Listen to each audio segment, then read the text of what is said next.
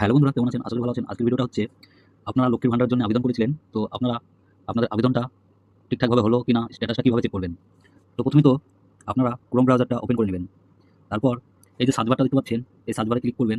Click করার পর লক্ষ্মীর ভান্ডার স্ট্যাটাস চেক লিখে সার্চ দেবেন। সার্চ দেওয়ার পর বন্ধুরা দেখতে পাচ্ছেন উপরে যে অপশনটা চলে এসেছে, এখানে ক্লিক করে দেবেন।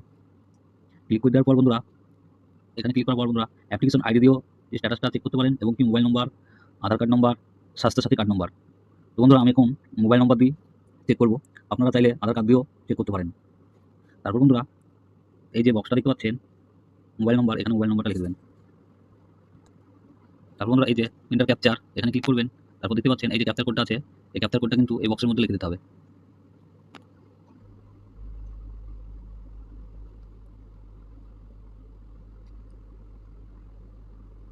তারপর বন্ধুরা এই সার্চ বারে এই যে সার্চ অপশনটা দেখতে পাচ্ছেন, এখানে ক্লিক করবেন।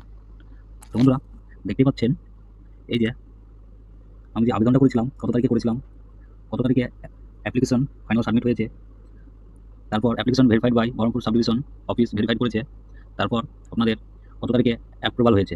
তো বন্ধুরা এটা কিন্তু ওপরটা যে স্ট্যাটাসটা দেখতে পাচ্ছেন, তারপর যে আপনাদের টাকা ঢুকলে এই যে পেমেন্ট স্ট্যাটাস নিচে কিন্তু দেখা যায় কবে টাকা ঢুকেছে, কত তারিখে টাকা ঢুকেছে, সম্পূর্ণ স্ট্যাটাসটা আপনারা বাড়িতে বসে নিজে থেকেই অ্যান্ড্রয়েড মোবাইল দিয়ে দেখতে পারবেন।